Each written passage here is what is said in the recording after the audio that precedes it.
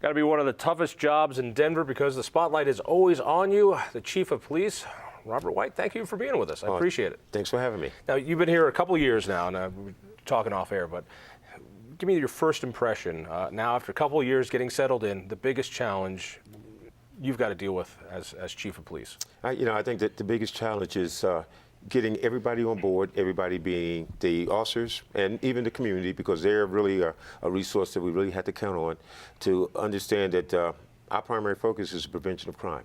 And the officers need to understand, in order for them to do that effectively, they have to have an intimate relationship with the community. And an intimate relationship really means the community needs to have a voice in the quality of life issues that impacts them. The officers need to understand that the community is really the greatest resource that they have. So it has to be this collaborative relationship.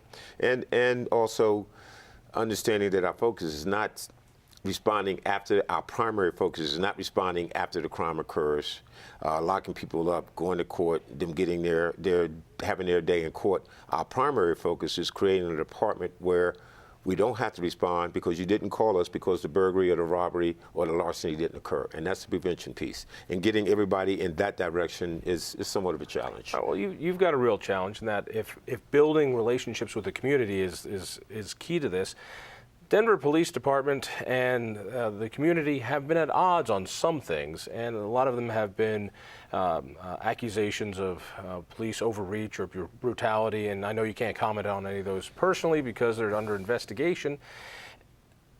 Give me a basic comment on that, because what ends up happening in the media is kind of a he said, she said type of thing, which was, no, from the police point of view, this was appropriate, but from the accuser's point of view, saying, no, they used excessive force. And I want to lead this into a conversation about body cameras, but let's talk about just what's going on currently. I mean, this is nothing new, and I think it happens in a lot of cities, but talk to it from the Denver angle. What's different here? Yeah, I mean, right. We need to understand that if we're going to be effective, we've got to have this relationship with the community, and which really speaks to how come we've gone through a tremendous reorganization in the last 2.5 years. And that organization is really, everything that has been done with the intent of putting us in the very best position of preventing crime from occurring, with the understanding that those citizens is the resource we need to help us do that. And I think we've come a long ways as it relates to that. I think we've mended some tough relationships prior to some of the changes that we've had. We've made a lot of progress. I mean, crime is down, complaints are down, relationships are better, but we still have a long ways to go. So it's our challenge, my challenge as the chief, is getting the two together, the community and the police, and really truly having everybody understand that we are the community and the community is part of the police. And there's really no separation between the two as it relates to what our ultimate goal is. But bringing it back to the accusations of brutality or overreach or other things, we don't always know. We don't know which side to believe, and I think there's a lot of misconception of what looks like police overreach, but you're actually doing things as the cops were trained to do them. And other cases we don't know. Some departments now have moved to police cameras, personal cameras, and I just want to go over the technology. First of all, how do you feel about cops wearing cameras, generally speaking? I'm a great proponent of that. Really? Absolutely. How does it work? In other words, let's talk about the technicalities of it first.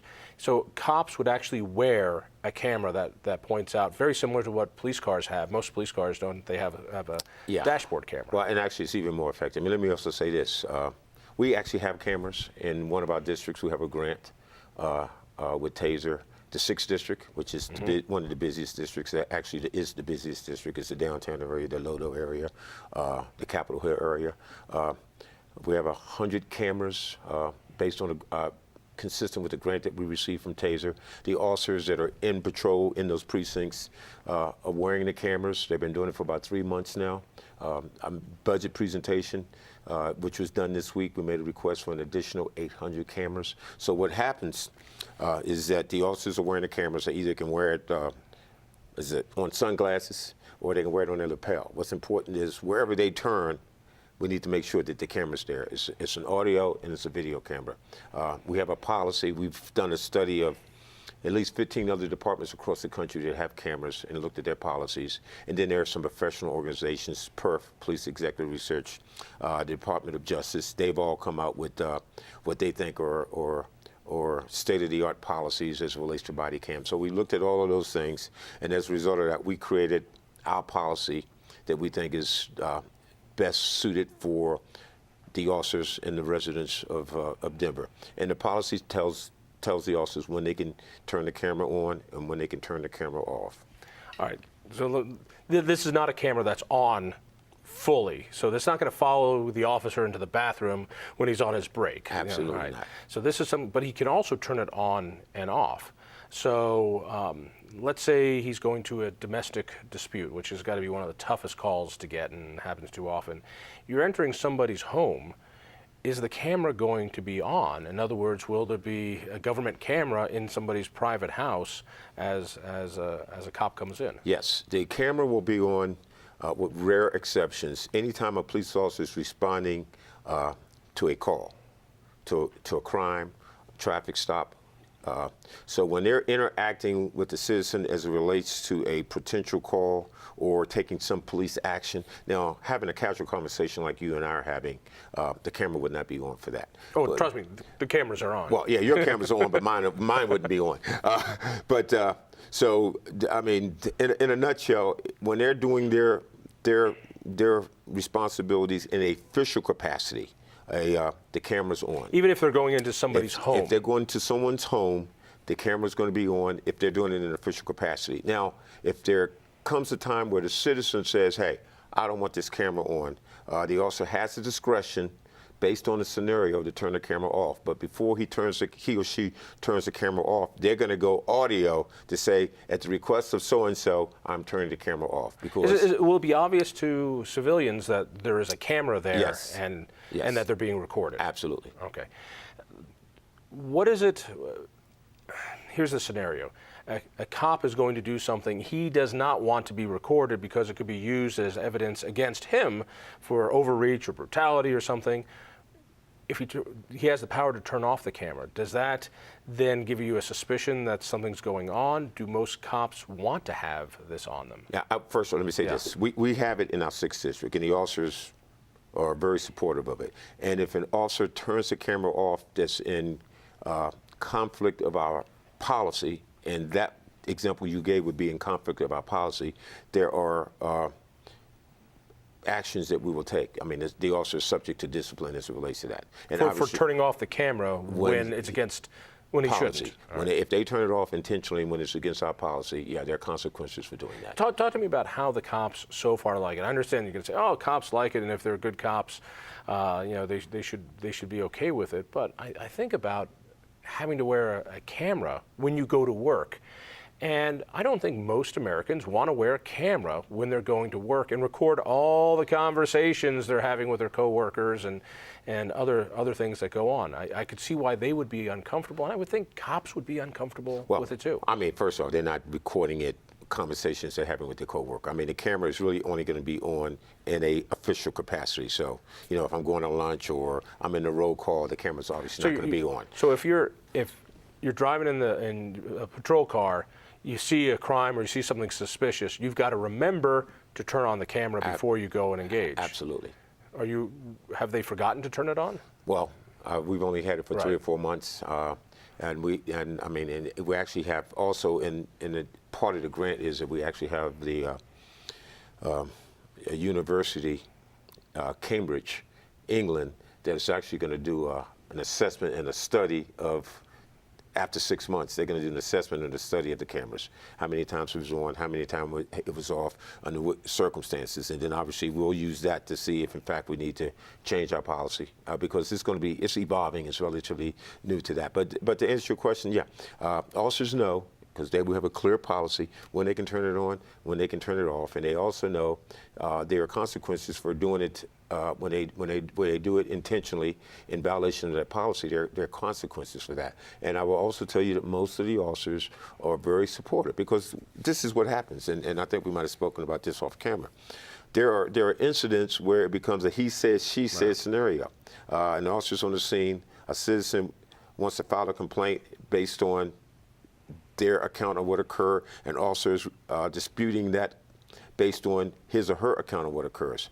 A camera can solve the conflict and take something out of what we call not sustained. In other words, when you say something and I say something and it's different, and there are no other facts to support what we're saying, it falls into a category of not sustained, which means you can't take any action because one word is no more valuable than the other if it's the two individuals that are directly impacted by that. A camera potentially has the ability to resolve that issue. It'll show exactly what happened. And I would imagine, like most things of transparency, when police are doing this, they're going to behave better knowing that they're being recorded. What happens if a cop makes a mistake, or we'll just use the example, behaves badly, and he has it on his camera? Is there any way he can take it off? Is there any way he can pretend to lose the camera if he goes, oh my God, they just, I can't believe I did that. What do I do? They do not have the ability to delete the information. Officers do not have that ability to do that. They have the ability to turn it off and turn it on.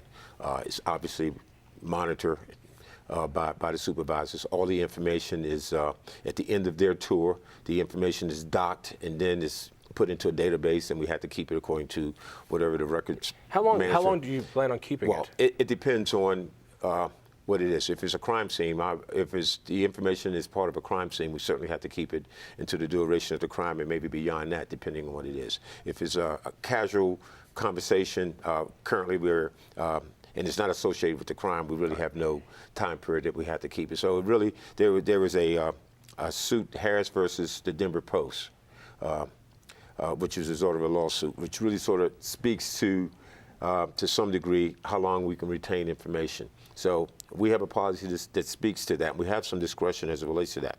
If a citizen, is requesting information about an incident and you're not involved in that incident, we're not inclined to give you that information. Is there something that will say, if it's not part of an investigation, we must delete it after a certain amount of time? Well, the officer can't delete it. But our policy, right, and currently that policy is a year. Okay. If it's not involved if it's not part of any kind of investigation or proceed to be part of an investigation or a complaint, more than likely we will keep it a year.